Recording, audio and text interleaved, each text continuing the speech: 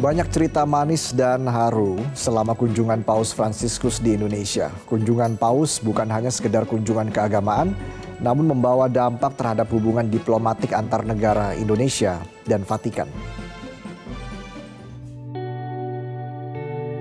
4 hari 3 malam kunjungan Paus Fransiskus di Indonesia menyimpan kenangan mendalam dari berbagai pihak yang terlibat. Bukan hanya sekedar kunjungan keagamaan, kehadiran Paus Fransiskus membawa dampak terhadap hubungan diplomatik antara negara Indonesia dan Vatikan. Kita tentu bersyukur bahwa Paus itu berkunjung ke Indonesia sejak tanggal 3. Saat ini kan Tata Suci itu punya hubungan diplomatik 184 negara. Dari 193 kira-kira anggota PBB dan tidak semua negara dikunjungi. Nah, kita disampaikan kita pantas bersyukur dan karena dari 184 itu Indonesia masuk yang dikunjungi ya. Dan jadi negara pertama dari 4 negara yang dikunjungi perjalanan kali ini. Kalau tadi disampaikan maknanya tentu dalam konteks diplomatik ada Pak KPN di sini. Tentu pertama-tama meningkatkan atau mempererat hubungan dua negara yang sudah dimulai sejak 1947. Pada dua negara sudah mulai hubungan dan di tingkat kedutaan besar tahun 1950. Jadi tahun depan itu 75 tahun ya.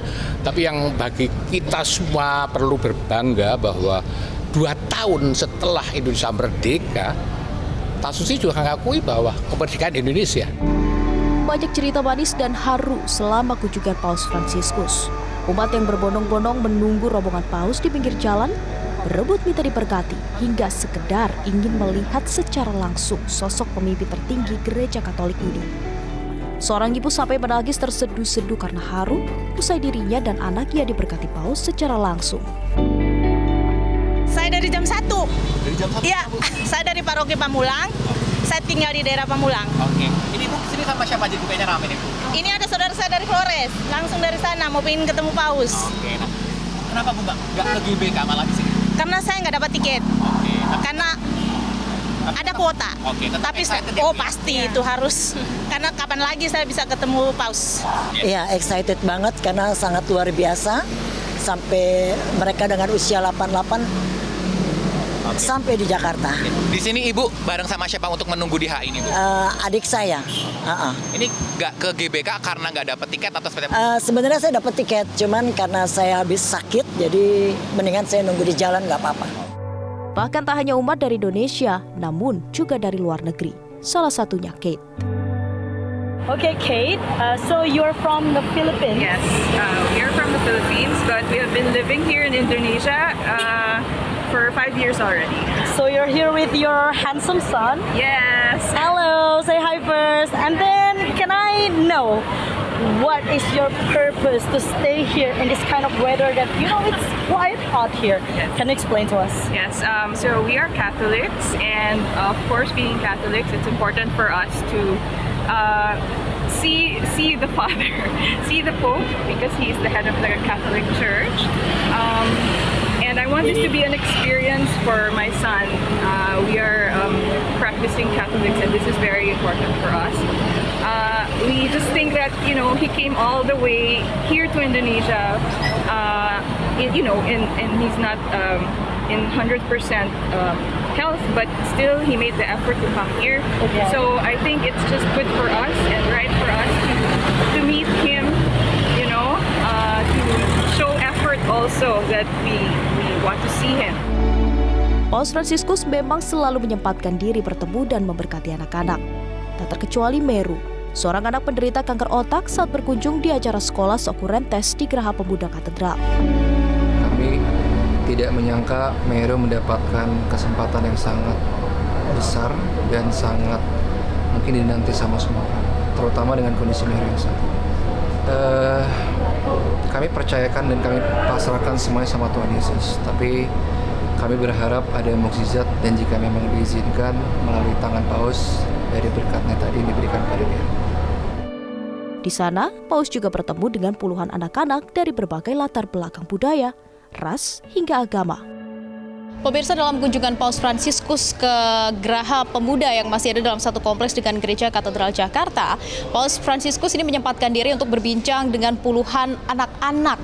Dan sempat ada beberapa yang menyampaikan berbagai isu yang langsung dijawab langsung oleh Paus Fransiskus. Dan tentunya anak-anak ini berasal dari berbagai latar belakang, termasuk agama yang berbeda. Dan saya sudah bersama dengan dua anak-anak yang beruntung yang bisa bertemu langsung dengan Paus Fransiskus dari SMA 113 Jakarta. Ada siapa ini? Saya Daniela Naura Nafisa. Saya Brigita Duniajen Ilana. Oke, saya mau tanya. Pertama kali dapat info untuk datang ke agenda di Geraha Pemuda dan akan ketemu langsung dengan Paus Fransiskus ini kapan? Saat bulan Agustus, tepatnya pertengahan Agustus sebelum ada acara Tunas Bhinneka. Jadi kita di situ udah izin untuk bisa gak datang untuk nanti 4 September ada acara pertemuan dengan Paus Fransiskus. Bahkan kalau saya lihat berasal dari agama yang berbeda nih dengan Paus Fransiskus. Bagaimana keantusiasmenya seperti apa? Kalau saya tuh kayak bener-bener tadi pas ketemu Paus tuh kayak wow, ini Paus gitu. Bertemu tokoh agama besar, salah satu tokoh agama besar tuh buat saya excited banget gitu. Kalau aku sendiri tuh perasaan senang, bahagia, terharu dan bersyukur tuh jadi satu. Jadi perasaan campur aduk karena aku tahu bahwa Bapak Paus Fransiskus ini adalah pendiri dari program Scholas ini dan dia tuh nggak hanya mendirikan satu program saja.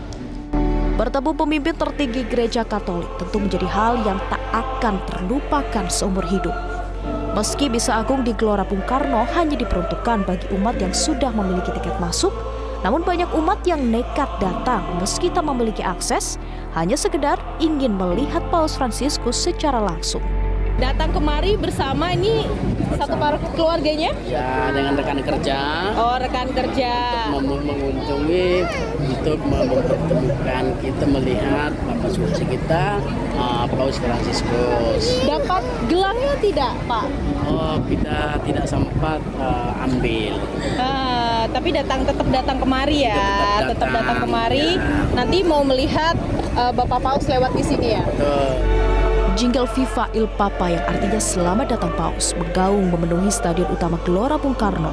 Kala Paus Fransiskus memasuki stadion untuk menyapa umat sebelum memulai Misa Ekaristi. Misa ini juga melibatkan ribuan relawan dari berbagai daerah, salah satunya Dimas. Mas Dimas, ini volunteer dari mana? Dari kampus UBM Ancol KMK. Tugasnya di sini sebagai? Sebagai divisi media. Saya sebagai runner media, jadi saya mengirimkan SIM card kepada kameramen ke divisi media ini. Dari bawah sampai ke sini. Khusus Misa ini? Khusus Misa ini. Oke, boleh diceritakan nggak Mas Dimas gimana awalnya tahu nih buka volunteer sampai akhirnya bisa lolos?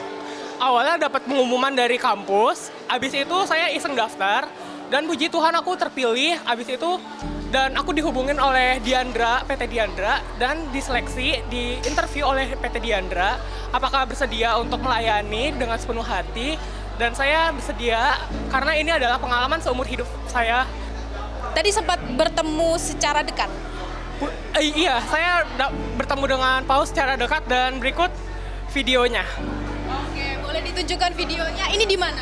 Ini di FOH, di liputan media di bawah, dan saya dapat memvideokan Bapak Paus secara dekat dan saya tadi sempat nangis juga karena saya sangat terharu. Ternyata Bapak Paus itu sangat baik dan saya sangat terharu banget karena itu pengalaman sekali dalam seumur hidup saya. Tak hanya para relawan, kunjungan Paus Fransiskus di Indonesia melibatkan 88 wartawan dari Roma dan 723 jurnalis Indonesia. Tentunya menjadi momen yang tak terlupakan. Jujur ini pengalaman pertamaku meliput Paus karena tahun 89 aku masih SD itu, Waktu itu aku cuma bisa mendengarkan siaran kedatangan Paus itu dari radio. Kebetulan di tahun ini bisa meliput Paus ya sesuatu yang luar biasa buat aku karena ini sesuatu yang langka terjadi, yang belum tentu setiap tahun Paus itu akan datang ke Indonesia, kira-kira 89 sampai sekarang 35 tahun ya, 35 tahun baru dia datang lagi ke Indonesia. Ya mungkin akan dalam waktu yang masih sangat lama mungkin akan ada kedatangan Paus lagi ke Indonesia.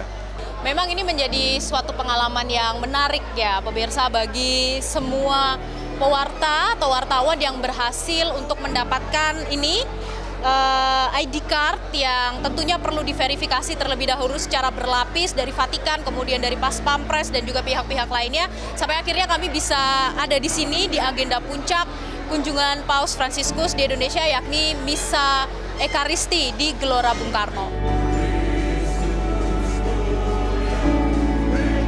Misa Ekaristi di Gelora Bung Karno yang dipimpin langsung oleh Paus Fransiskus baru saja selesai.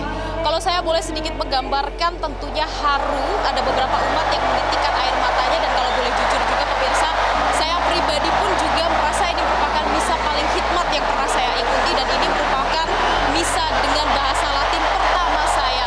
Tentunya kita semua bahagia bisa berkesempatan untuk melihat secara langsung dan merasakan pengalaman iman bagaimana mengikuti misa yang dipimpin langsung oleh Paus Fransiskus.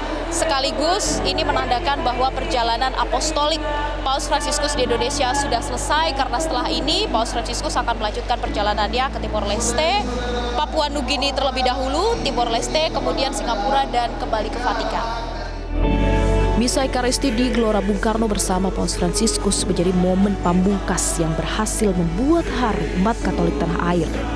Meski Paus Fransiskus sudah tidak lagi berada di Indonesia, namun ajaran dan teladan kesederhanaannya serta pesan untuk berbuat baik demi kedamaian tetap tinggal di hati masyarakat Indonesia. Terima kasih Paus Fransiskus. Jelajahi cara baru mendapatkan informasi. Download Metro TV Extend sekarang.